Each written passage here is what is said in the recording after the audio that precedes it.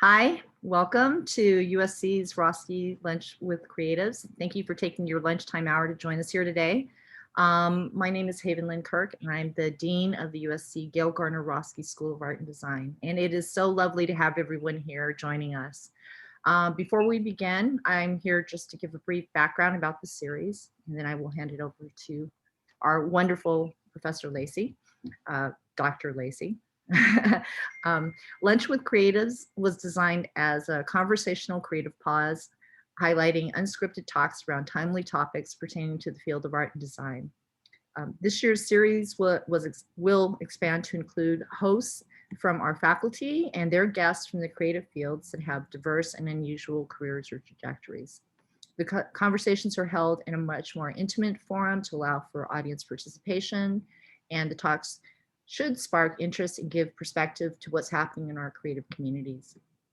So before we get started, again, if I could ask that everyone mute themselves, that way if there's any background noise, and I will do the same because I have a dog sitting in my studio right now that is certain to do something he's not supposed to do. So let's get started. Let me introduce today's host, our very own Suzanne Lacy. Suzanne is a professor of art at Roski. She's an internationally exhibited visual artist, social activist, educator, writer, and feminist whose body of work includes performances, video, and photographic installation, critical writing, and public art. Her work often focuses on social and urban issues, and she has exhibited and lectured far and wide. And I'm so pleased that she'll be hosting today's talk with her special guest, Chelo Montoya. So Suzanne, if you'd like to make the introductions, I'm going to hand it over to you. Oh dear, I'm the worst person at making introductions. I am going to be covering Chelo's career trajectory as we talk through questions, but I will say that I met her and when she was a graduate in the USC, the pre-curatorial program, which was the Master in Public Art. What was it, Chelo? Yeah, my iteration was the Master in Public Art Studies. Yeah, which actually coincidentally, I was one of the advisors on developing that program way back when. And so Chelo has a master's in whatever it is, public art studies, and she has a master's in fine arts and design. She has an undergraduate degree from UC Santa Cruz. And as you will hear, she's I think what I'll do, Chelo, is just kind of read your bio as we go along, if that's all right with you. So we met in Ireland at a conference, a memorable conference on public art in rural areas. And we immediately formed a bond, a connection, and that connection was the San Joaquin Valley. So I'd like to hear a little bit about your growing up in the San Joaquin Valley, where I grew up, and our Francesca Flores, I'll give a shout out to her. She's from there, as is now Bustamante. So there's a really special connection between us when we met in Ireland. And what was it about growing up in the San Joaquin Valley you think that might have created the connection between us, and what was special about it for you? Well, I mean, that moment where at the conference where I met you on art and rural practices, you know, you show the image of trees that look like my backyard. And, you know, we really have very different perspectives. You know, you talked about it through the lens of the civil rights movement in that time and era. For me, I grew up, you know, in a very rural community of that region. My town was actually 1,200 people. So from being born to getting out of high school, I was in a community of that size, unincorporated, very little art, you know, anything, and just trying to find my way to the water, you know, very community involved, you know, really trying to do everything I could to get access to art and take advantage of any opportunities in relation to art. So I did go to, you know, Fresno City College, and I went, you know, went to CCAC for a summer program, as well as Oakland for the summer programs during my high school, just so I can get out of town and get my hands on anything that would kind of give me that access. So I really think that, you know, just that kind of community experience really kind of grounded me. And building a little community around all of my practices. And I think that, and I loved your dad, who you were there with, and in fact, your family. And Chelo and I, over the 10 or 12 years we worked together, 10 years we worked together, but we've been friends since that moment, essentially.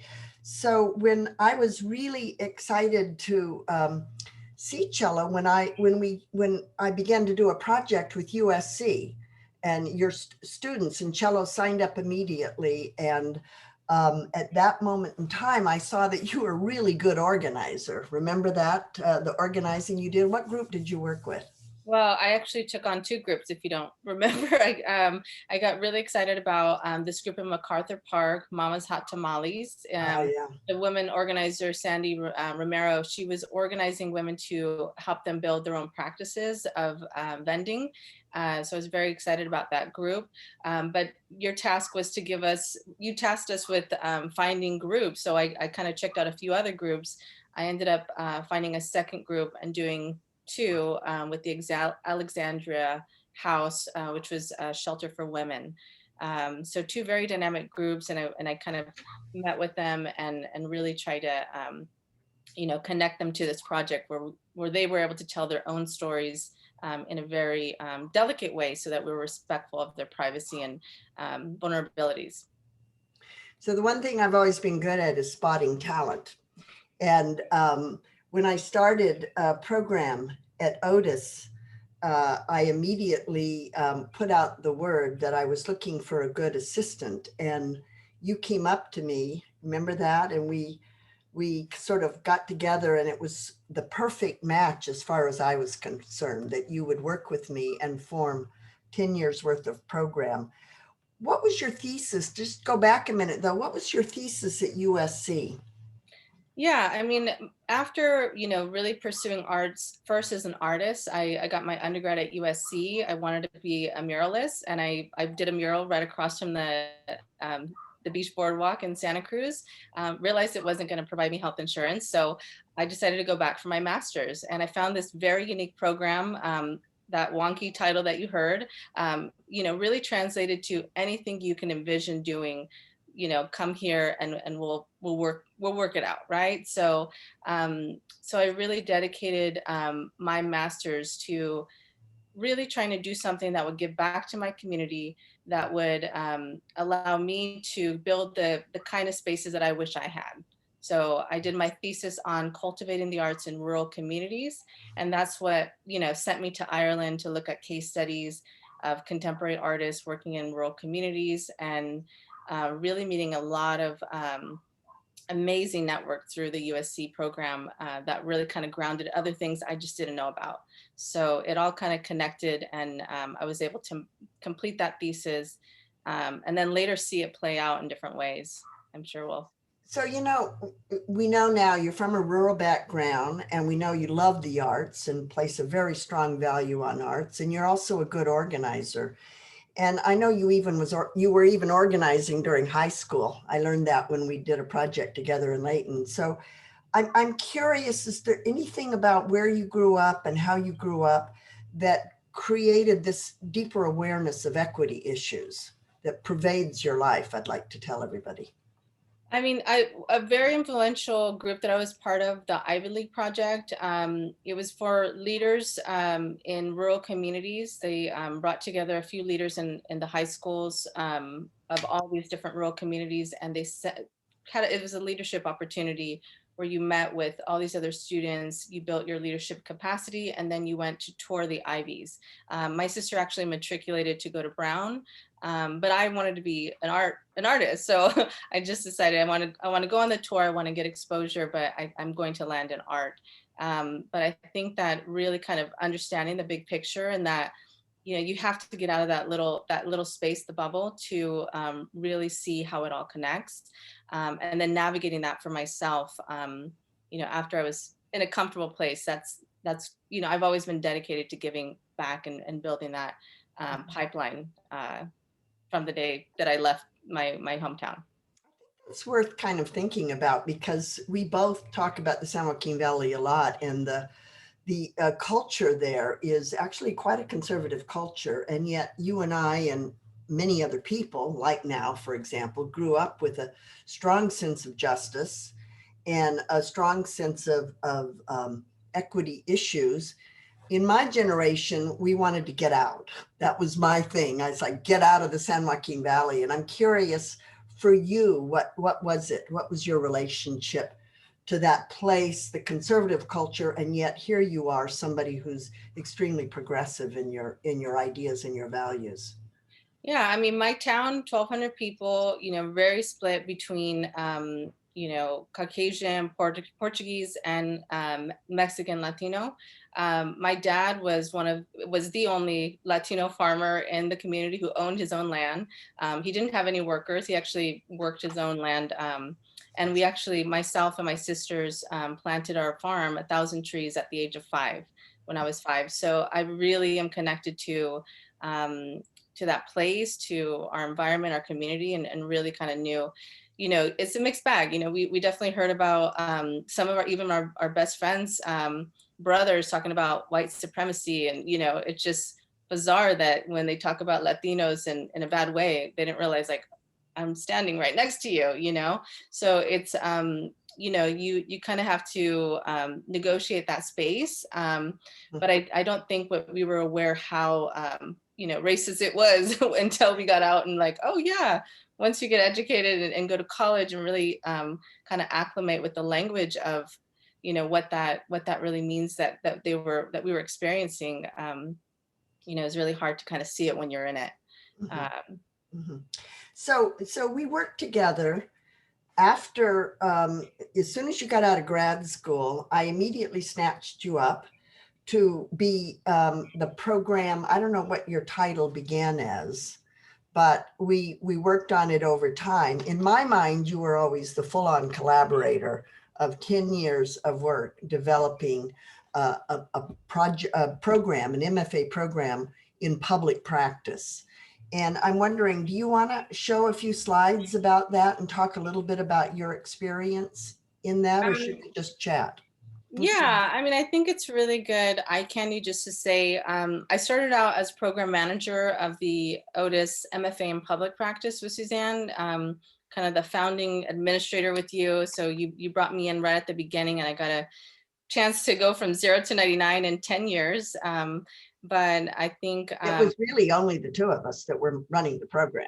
We were the stable state. We also had a lot of ancillary faculty, mostly part-time, and then some pullouts from our different full-time faculty. Including the incredible Karen Moss. Karen Moss was my faculty at USC. And the incredible Edgar Arsenault. Yes, yeah, so we definitely weaved it in. So let me go ahead and show a few images, because I think it's, and I'm sorry for the backdrop, let me full screen. So I landed in the program 2007. That's the first year it started.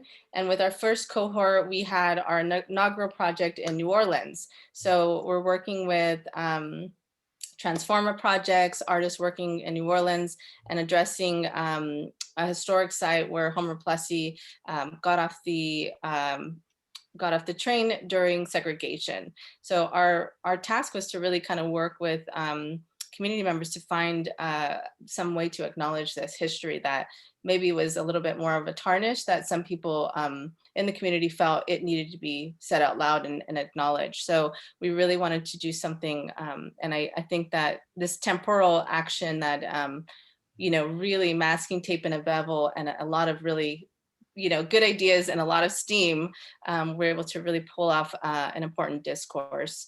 And so we should say that every year we took our classes someplace and we did a field-based project. Yes, and I'll only show 2 of those examples, but the second one is significant to me because the second year we got a big grant from the Ford Foundation to do a campus-wide initiative, and they wanted to do it with a rural community. And I said, wow, I must say I have a rural community, and I wrote my thesis about this project, this kind of practice. So, would you be interested? And it ended up coming home to my community, literally. So this is, we did several projects within that. It was a little bit of a monster with tentacles, but we really, we literally painted the town And then we had, this is Roberto and Dave, who were part of that cohort. Roberto worked with merchants to paint the town. We also, deployed teams of students to collect video of the community, and we had a culminating event that really brought it all together, projecting videos on the walls of the community's own stories and performances and so forth. But I think that, just the way that we were asking our students to translate their practices. Roberto was a traditional muralist, and we were telling him, you just can't do murals here. That's just too, that's a regular kind of thing. If you're going to an MFA, you want to really push your envelope and see what your capacity is and innovate. So between these two members, Dave was also part of the program the year after. They collaborated and created the Mobile Mural Lab, and that was to address the ordinances that were prohibiting murals in Los Angeles. So I think that, each of our students were not only part of a first-year project, such as the New Orleans or the Layton project. Layton is my hometown, it's a very country name. They also were responsible for doing their own thesis projects, and these were all completely different. Teresa Flores and yoga. She's also a Fresnan from the San Joaquin Valley. Trading arepas for stories about misinterpretation, addressing, food politics and back of the house restaurant workers, and alternative art spaces galore. Our students invented so many things. It was really incredible.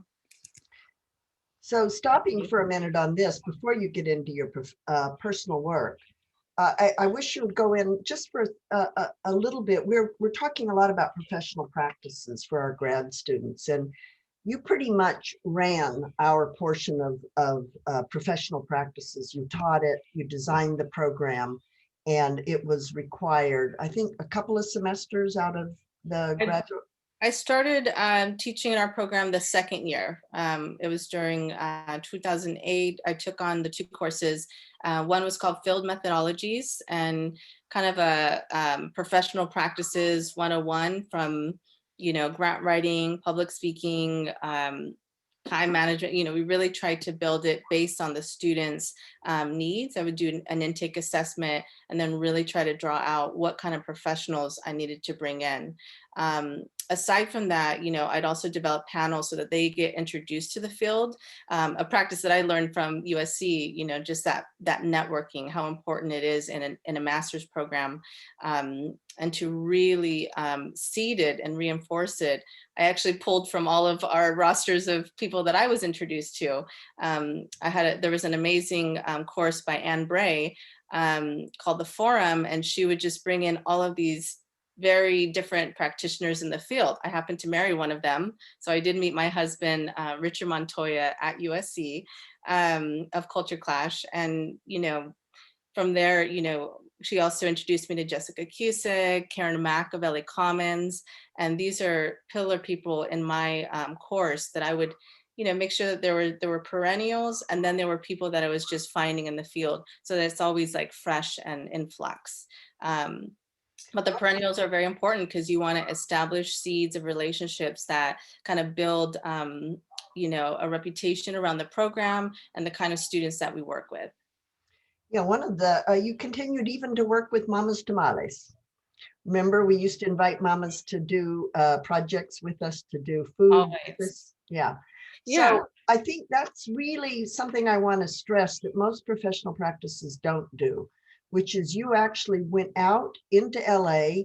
You had already had networks. You were very good at networking. You created more of them, and you brought those networks back into the classroom. So our students, when they came out, they actually knew the head of the LA Art Commission, or they had a working knowledge of what was going on in Santa Monica with the foundations. And I think the fact that you would have students write proposals and write grants, and then you would have these people, these professionals come in and judge them. Yeah. A really, I think, vigorous strategy for public practices. Yeah, one of my my favorite part was the final, and we worked on it from the first day to the last, was to deliver a grant that they would write or a proposal to a panel of arts administrators. So some of those grants, they even got up to 15 grand. And it was, just incredible to see that matriculate into actual resources for students and further in their careers.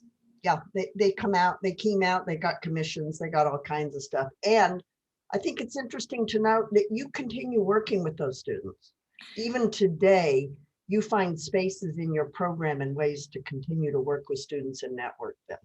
Yeah, absolutely. I mean, it's intentionally, really seeding and pulling through. And each of the institutions, even when I was at the California African American Museum, I would really try to weave in our students or people in the network. Went on to LACMA, and I'm still, I'm actually working back in MacArthur Park. And all of that work that I did with you, Suzanne, has really kind of manifested in, a longer term relationship with these communities. And I'm still ordering tamales for mamas for my family programs. And, it's just, definitely try to continue those threads. It's really important. So when I left for USC and tried to bring you with me before you went to CAM as the program manager, head of education. Yeah, director of education and programs at the. Yeah, you actually, as you began that whole trajectory and transition, you got your MFA in design at Otis under Kelly Nikitas. And I thought you were a little crazy with a baby, with Kelly Nikitas, Otis, and a full-time job, but you managed it. And I wondered if you wanted to talk a little bit about your continuing art / design engagement. Yeah, I mean, when you spend 10 years in an art institution, you're like a kid in a candy store. So I just had to do something. And I think that I got probably 3 MFAs just being fly on the wall in our program. And I just really needed to have that that paper and that practice. I joined Callie's program, MFA in graphic design. And it was really hard because, wanting to be a muralist, you have all these kind of formal things that you kind of have to unlearn to be a graphic designer and see things differently. It really taught me the practice of iteration. I got really into books and, really loved that practice of design. And it helped me be a very big systems thinker. So I think it was really formative as well. My outcome, and I did my own practice, my own work. One of my works ended up getting seen by a colleague who was excited about the format, and they ended up bringing it to the Autry Museum. I had done this postcard project called D is for Drought because it relates to my interest in water. And they have an exhibition called California Continued. That exhibition will actually be up for 26 years. It rotates different themes, but I'm in the Autry for the next 26 years, I think. So that's what they tell me. So it was really exciting. In addition, I started a company just because of my networks are vast. I was always getting people and cultural orgs that wanted a gala or a catalog or some kind of designed work. So I formed Crop Collective to really build a space where I can hire our alum from our program and people who in our network for these opportunities and work and be able to practice still and advise and kind of be a part of that in some way. But I just enjoy. I worked with Crop Collective. Yes. I hired you guys for a few things. Yeah. And I think that your notion of this company has a lot to do with collaboration, with sharing strengths. You said paying it forward at one point. I wonder if you could talk about the ethics of your company, sort of how you're interested in running. Yeah. I mean, clearly I have a logistical mind, so I do the, it's my company, my business. And I, it's just really the core. It was 2 other alumni. One had a great strength in typography and the other in image making.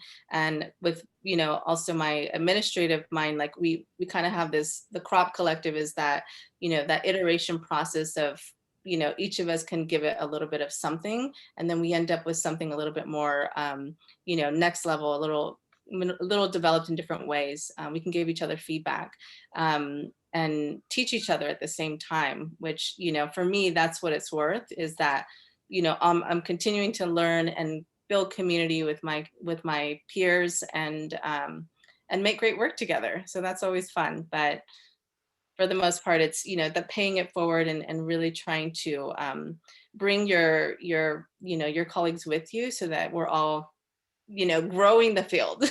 Literally, you gotta open doors for others so that you make those pipelines happen. Yeah, and you're certainly doing that now at LACMA. And I just want to point out, in the same way that I tried to get you to come with me to USC, Naima Key tried to get you, and in fact succeeded, getting you from CAM to LACMA, to a much larger position. And I'm wondering if you want to talk a little bit about that now. Yeah, I mean, I'll kind of share a little bit about the middle chapter. At the California African American Museum, I work with Naima. She was a deputy director, and I oversaw mostly the public programs and the education department. And we work well together. I mean, I enjoy working with anybody, but it's that practice of really trust building. And I think that we did a lot of innovative programs at the California African American Museum. And with that energy, she decided to bring me into public programs at LACMA. So I did not speak museum before entering, and it was kind of a leap of faith to translate what I did in my first part at Otis into this practice of being a programmer.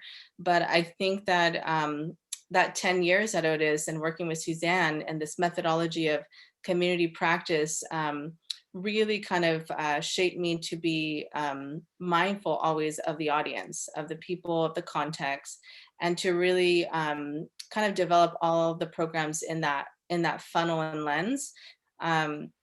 So I really try to build in collaboration and really try to seed different strategies of perspectives into my programming. At LACMA, it's an encyclopedic museum. I oversee public programs, as well as I also oversee music, film, and the docents. So it's kind of a big hat, but I do it with, I just, make sure that we have a really solid grounding in our philosophy of working together. For our exhibition programs, I tend to try to bring in a workshop and really not, I'm trying not to do the lecture panel symposiums, just straight up, programs like that. I think that my aim is to really evolve how we do programs to really reach and connect with people. So I try to really build in workshops that allow different parts of the institution to cross-pollinate, to maybe seed a new idea and a new direction. Naima and I are part of the new school at LACMA. We have, kind of a very long-standing department, but half of the department are new leaders as well. So we're kind of reconciling with the history of LACMA and really trying to lean a little bit more outward and be more engaged in our communities. And we're also one of the biggest institutions to be in Los Angeles in different community projects. Long-term and deeply rooted projects. So I find it a really wonderful place to be with, that I love to be working in different communities, and it's completely reinforcing the relationships that I started even from, the moment I got to LA and working at USC in the program. What about, give us an example of one of your programs that you're particularly proud of? Out of the programs, I think that Poetry in Color, we did our first version of that, but one of my strategies of let's think out of the box is, trying to get mediums involved in the museum that we don't see on walls. So we had a student in our Master of Public Art Studies program at Otis, Tanya Ingram, who was an amazing, very, very quiet poet, but an amazing spoken word slam poet. So she created this series with me. It's called Poetry in Color, where we commission 3 poets to respond to the exhibitions on view.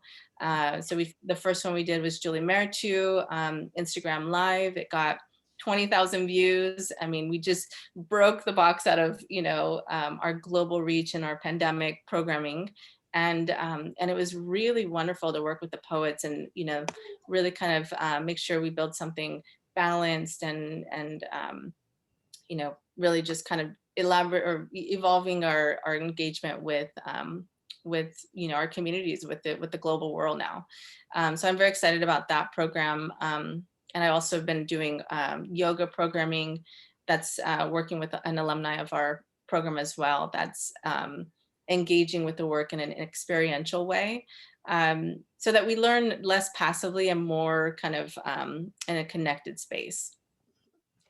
Before we sort of wrap up and ask a few questions, I'm curious if this part of your life of being on the California Arts Council, which is a pretty hefty job, essentially. It's a pretty hefty acknowledgement of your skill set and capacity. And I'm curious that, what's going on with the California Arts Council now, and how do you wrap your engagement of art in your work with legislators? Yeah, I mean, I think that when I entered when I was invited by the Speaker of the California Assembly, Anthony Rendon, is really surprising to me. But I think that working throughout California in all of my different stages of my career had really prepared me for kind of just being supportive of the greater infrastructure and seeing what is needed. I'm part of an amazing team of council members, and we each are representing the whole and trying to contribute that lens. I was appointed to the legislative committee, so it's been really exciting to meet with our legislators, and really I'm trying to meet as many as I can and try to really advocate and steer the advocacy to sustain and reinforce and kind of build better scaffolding for the arts, from all of my lenses, from the rural communities to the going to school in Santa Cruz to the Los Angeles experience, museums, community work, and so forth. On a sidebar, I've been producing a festival on the LA River for the last 3 years. So I'm also kind of deeply rooted in different communities doing other kinds of activities. But I think it's an exciting place for me to contribute for the next 4 years, and for me to also learn and try to reinforce that in my local practice. What do you think is the major obstacle between a legislator and an understanding of the value of art? Ooh, it's a mixed bag, between the assembly people and the senators. You have some people who are classically trained musicians to, I, don't even, couldn't tell you what, they just don't, they have very different access points. But, I've been trying to, really try to cultivate and build that capacity to, reinforce. One of the strategies was to, make meetings of local visits and connect our senators and our assembly members to local leaders, especially during COVID, what they're experiencing, so that they can get a better sense and resonate what that impact is. We have to make those connections. They have to know how it manifests in actual people in the field. So making those connections meaningful is really important to me.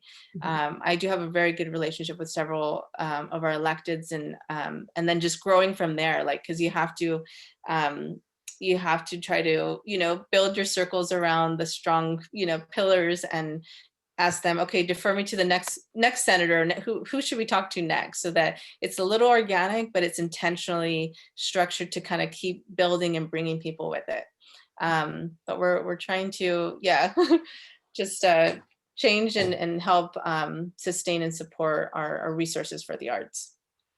Yeah, I can't imagine how difficult that is. And I really commend you for juggling such a broad range of activities. And I'd also like to tell everybody that Chelo's a mother of 2 and darling children, and the wife of a very talented husband who is himself one of the founding director, I guess, of Culture Clash, a theater group.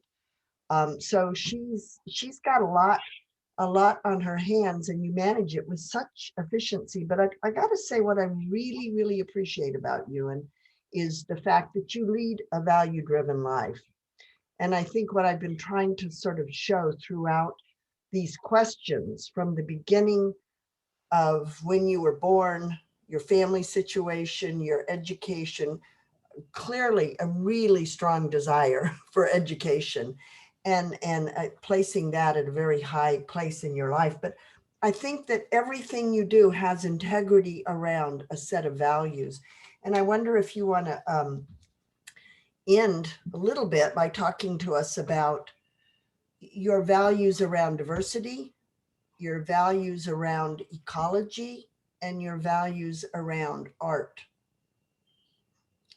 Okay, that's She's another looking at me thinking, why did you didn't tell me you were going to ask that, right? That's the $1 million question. I mean, I think you know, it starts with the work ethic. You know, I think planting trees at the age of 5 was really kind of formative. I've always my dad told me you got to find something you love to do, and then you really don't feel like it's work. So manual labor at the age of 5, try it out, you know, and just kind of weaving through lifelong learning. With respect to diversity and social justice, I mean, I think that you know, I definitely kind of grew into my activism with water just from that early moment of being connected to the land.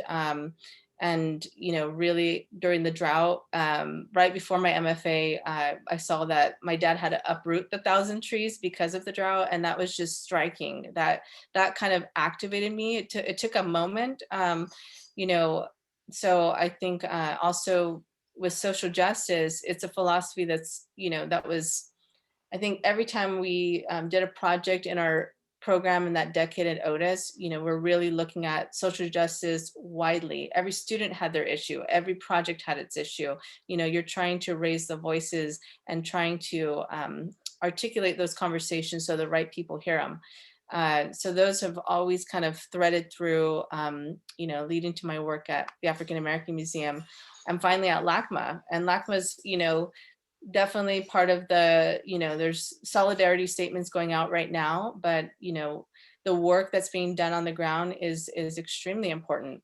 You know, as soon as I got to LACMA, I took a look at our programs. I took a look at, you know, just, you know, certain areas, classical music, I started tackling from day one. Docents, you know, I've also been really involved in the docent program. What do you And mean by tackling? classical music has been historically, you know, lacking diversity. You know, you have to really have a lot of access and resources to sustain and become a professional. So I've been really trying to, you know, address that head on. And, you know, moving into our next season, you know, we're really strategizing. What can we do to create the pipeline or sustain it and continue it? So, you know, we've got a lot of great ideas, and we're starting to pilot them so that, you know, you have to practice and try things out until you have to iterate. So so I've been excited to roll out a few new strategies in our very traditional. We've had a program for the last it's going on 30 years of 70. So with such a, you know, a longstanding program and a moment in our time where, you know, post uprising, you know, this is the time that we must do something. So I've been really, you know, intent, even before uprising happened, that was the first thing that I saw. As well as docents, you know, we really, you know, something that sparked in conversations was the formation of an idea committee led by the docents. So we formed the Inclusion, Diversity, Equity, and Access Committee. And there's a group of about 10 docents that have been tackling the policies and procedures. They're rewriting them so that we create the lenses that will allow students or, you know, early professionals, you know, so that it doesn't end up being a retiree, you know, middle to upper class, you know, place where you can get this experience. Docent programs are like master's programs. You get a great education, and there are great skills that you can apply for young professionals. So I'm really trying to steer it in a broader way that will change the dynamic. So so yeah, we're really doing the work. I feel, and you know, these conversations have been going on. So I just want to mention one more thing, which is the project you did in Lemert Park, which I think involved Patrice Colors, one of our grads, right? Yeah, absolutely. Yeah, what did you do there? So we did a project in conjunction with Betty Saar's Call and Response. Betty Saar is a very important artist. I think she was celebrated 90 something. And we wanted to, really kind of connect with one of the sites that was very formative for her. So we brought in several speakers and, we intended on it being a walk and talk tour through the history and lens of different voices. Of course, pandemic happened and we shape shifted about 3 times, but landed on a mini doc. So we started producing a mini doc and interviewed Patrice and, really talking about art activism alongside many other perspectives. But, again, it's that weaving in. We're all kind of part of this narrative, and you've got to articulate how it connects and it resonates and is relevant to other, sides of the community. Mhm. So I'd like to open it up now, if that's okay with you, Chelo, and see if there are any questions in the audience. Yeah, thank you. And I'm good at drafting people, so I'm looking at names. Would you guys all, those of you that are paying attention, pay a little bit more attention by turning on your screens? Those of you who can. If you're not eating, Yeah, if you're not it's so eating. good to see so many familiar faces and new ones. Yeah. I hope to meet you in IRL in real life sometime soon, and I'm sure food will be involved. And I'm sorry, Francesca, to put you on the spot, but Francesca waved to us. Francesca's from the San Joaquin Valley. Anybody else from the Valley? So, hi, Jess, another grad student in their Storm, an undergrad. I'm really pleased to see you guys here. I always think that these should have more students coming to these meetings because they get to sort of see where, who we've graduated and what great people come out of this school. It's part of, I think, a very important part of USC is that it is an intellectual community and a professional community that extends across LA and beyond. So who has a question for Chelo? You can either drop it into the chat or you can just raise your hand. Jess. Yeah. Oh, hi. Thank you. I'm just really inspired because I'm an MFA art student who also really has like a strong interest in building like the community with my cohort here right now. And I just was wondering if you had any suggestions for us. I think we all bring different things to the table, but none of us have ever like worked as a collective before, and we're still in school. It's still our first year, but I think we're already looking ahead at what's next after graduation. And I also just really appreciated hearing your story from artist to curator to educator, and it's very inspiring. So thank you. Yeah, thank you. No, I think it's really important to just like do projects, do something together, because in that moment where you're kind of both all working on a same, similar goal, you will learn so much from each other. And then, if that evolves, wonderful. If you have to kind of peel off into different combos, you still are, growing, and then always definitely keep showing up for each other's work, because you got to kind of pay it forward so that they can also, you each uplift yourselves in doing so. Going to each other's openings and just kind of showing up for their events. Like, it's just really important to reinforce and be present. Chelo, we're going to have a girls group meeting We are. with I'm in. the first year MFA. So maybe you'll join us. Yeah. At the beach at my house. I have one more quick question too. I'm also trying to work with people who are not maybe, they all have different access points, like you said, to the arts. Maybe they're business owners around Roski who I'm trying to partner with to like use their window displays for our work. I have a background in development and fundraising, so I'm trying to use those skills, but hearing you talk about working with legislators and other people who are making decisions on arts funding, how do you work with, businesses or people who are maybe not, they're not they're not political and they're not related to the arts world. Like, have you done anything like that? And can you talk about maybe getting access points, or like how you would pivot your messaging to someone who doesn't necessarily have an arts background or a civics interest in supporting the arts? Yeah, that, I mean, it's not, it takes practice. I think that the 101 that I learned from Suzanne was showing face and showing up, being present, going to their businesses, like, patronizing their businesses, as well as, just trying to set those meetings on their terms, because they're busy. They don't want to be bothered with art. But if you go to their, events, or try to go to where it's not, invasive and taking their time, but actually giving or exchanging in what they're doing, that kind of builds a little bit more trust, before you ask, like, hey, can I take that window? Let me get to know what you're about. Let me, make sure that I'm here for you as much as I'm asking you to be here for me.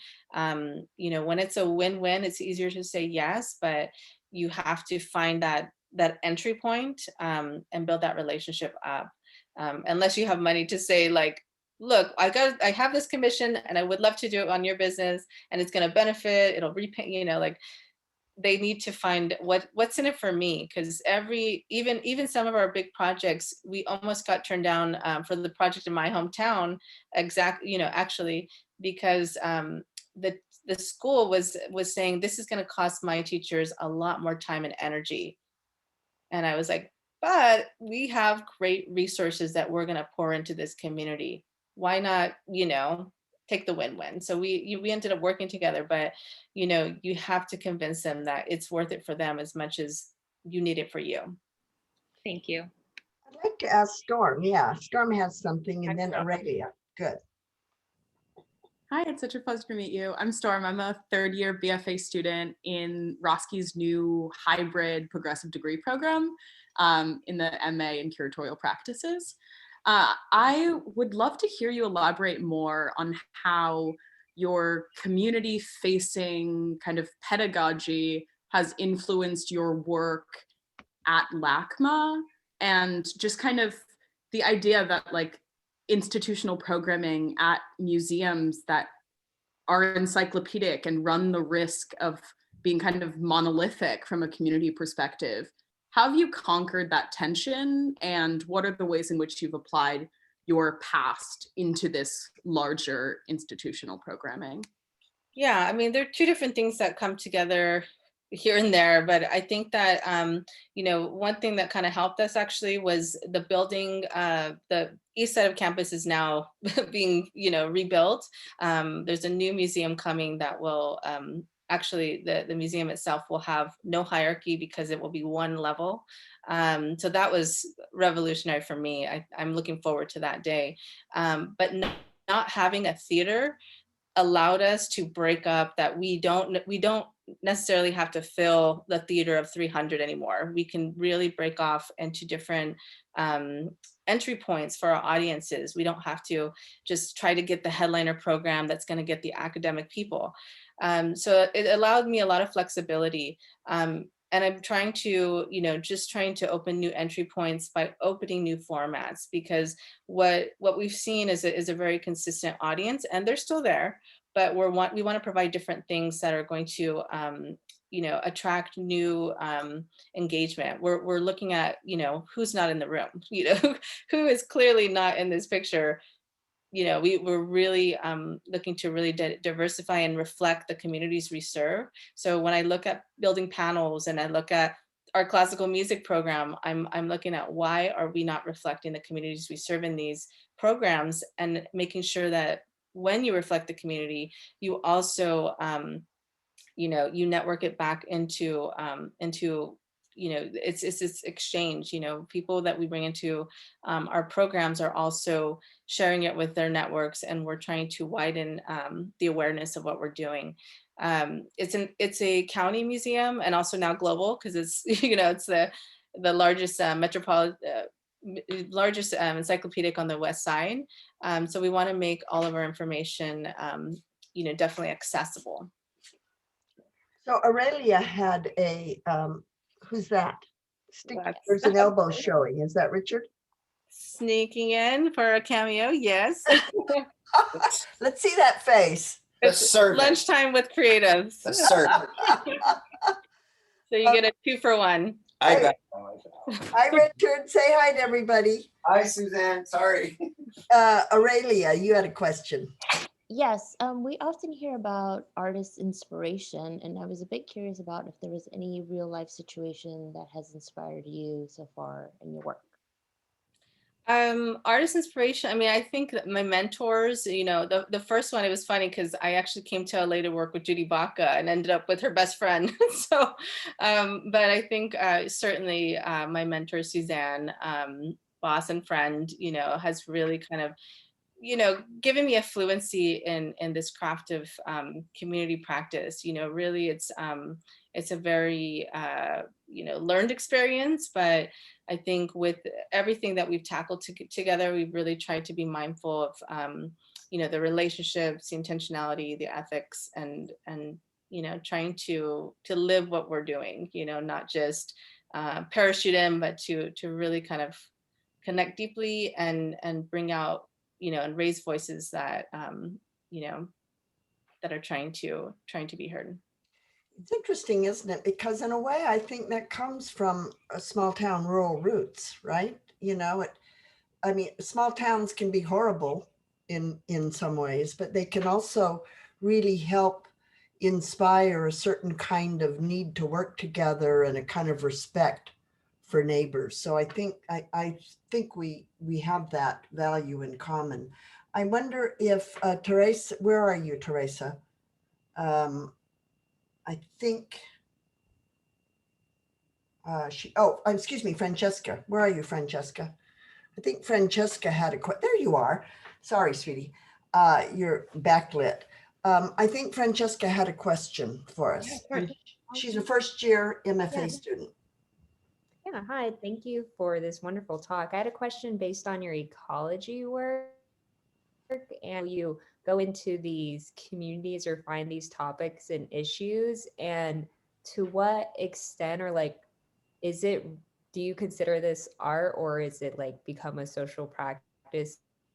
And like, because I'm working with ecology based art, and sometimes I don't like to think of it as something I will benefit art for myself, because I don't want to like slap the term on it and be like, oh, Yeah. I did this for art, but I just like Yeah. want to know like what your That's a tricky one. Yeah, I mean, I kind of I seed, you know, that into my own practice, and then I get involved in other kind of layers of things. For example, like I have artistic work addressing water and climate change and drought and stuff like that. But aside, you know, I've been really deeply involved in Southeast LA and ended up, you know, so involved that I facilitate the production of a festival on the LA River, which is, you know, grounded in the ideas of water. So I'm able to reinforce, and I don't put a label on that as art, but I consider that part of my practice, if that makes sense. And that's the practice of, you know, that space. That, I guess it's social practice, but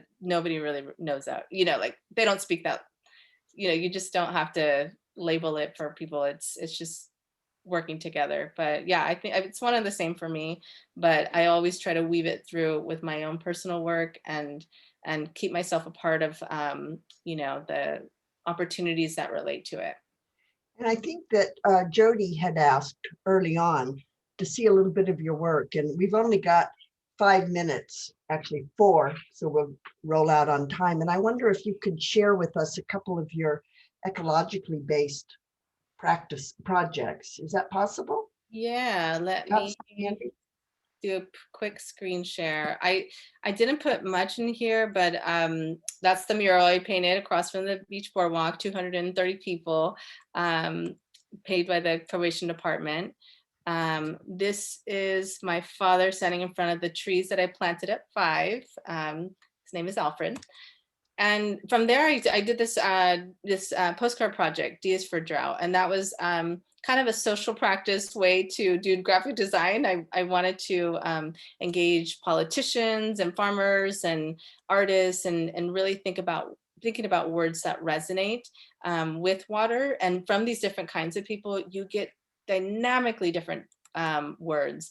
I created a postcard out of it, and continue to really try to find a way to kind of connect this language together, and hopefully one inspires another, and hopefully we can start to create that better infrastructure. That was the piece that got translated and picked up by the Autry Museum. So that's my son right there, who's now 10, interacting with that piece at the Autry. I don't think I have, this is the festival in the LA River and the physical in real life sense. We went virtual this last year, so I will draw, in my practice here, I work with a lot of local artists to make sure that they build their own festival.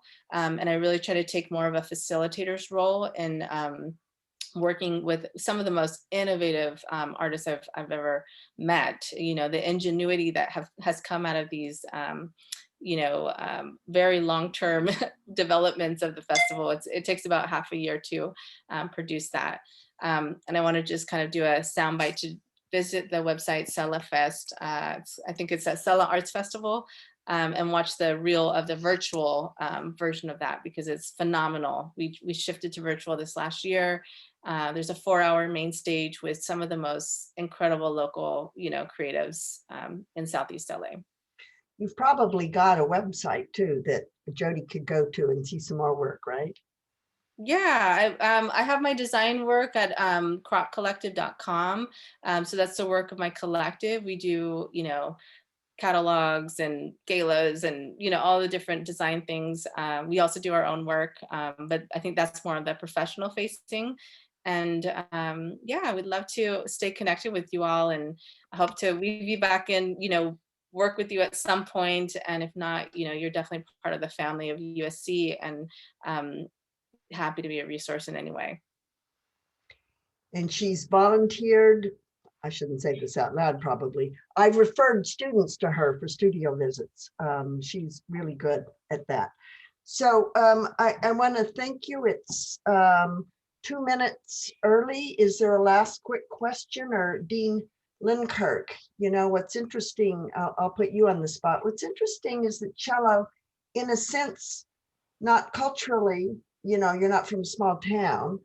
You are from the South, which might be like a small I actually am from a small town. Are you? Multiple small towns, yeah. In the South, and that's kind of Right. like the San Joaquin Valley, isn't it? Right. But I also lived in Canada, and I was born in Taiwan, so I have too many previous experiences. But the interesting thing is you started as an artist and you moved into design. And I'm curious if you identify with any of this type of career trajectory. Now you're a dean. I know, which almost is not an artist or a designer any longer. But I love, I'm always trying to reconnect design to art, because all of I hope you know a little bit about art and design history, that we were combined together. I don't like the word applied arts, but that's where design actually came from, right? But Chelo, I was controlling myself the entire time, because there were so many things you said. I mean, when you started talking about yoga, that's my wellness plan right now, and I do the gardening and growing thing, and and Anne Bray was one of my professors when I was in grad school, and then you were talking about Betty Sars, who is another person that, oh my gosh, I love her so much. I love her work so much. Both her work and her daughter's work were so important to me growing up, because they identified a certain voice that I didn't see, I think, when I was in grad school or undergrad. And on top of that, just all these connections that you have with the city of Los Angeles and the art and design world. That's my world, obviously, as well. And so I love all these things that you said. I feel like you and I could probably sit down for another 6 hours, and I would, just have too much to talk about. But I just wanted to say that, the questions about how do you, when you're starting a path, and trying to anticipate what the road is going to look like is almost impossible. And I think students oftentimes, when they meet someone like you and they're just like, how did you do all this stuff? It's because she's really engaged in the world. And I love that. I love that, you actually let your interests drive professionally where you're going. So I wanted to kind of end on that note, because Suzanne knows this. When we were talking about how to invite people to these talks, we were looking at people that had these really unusual paths, creative paths and trajectories, and were interesting people, but more importantly, they were bringing a sincere part of the authentic part of themselves into their practice. And so I have to really thank you for, talking about all of those things, because that again, it's my value system as well. So really appreciate it. Yeah, I want to just highlight that before we close, which is that both of you have your values and your ethics drive your practice. And I think that's a key thing for us to take away from this And conversation. Suzanne as well. Oh my goodness, right? Well, but at any rate, so Benito, muchas gracias para estos. Yeah. Thank you all for your time and Bye. Mexico. Thank you, everybody. Bye. Bye. Okay.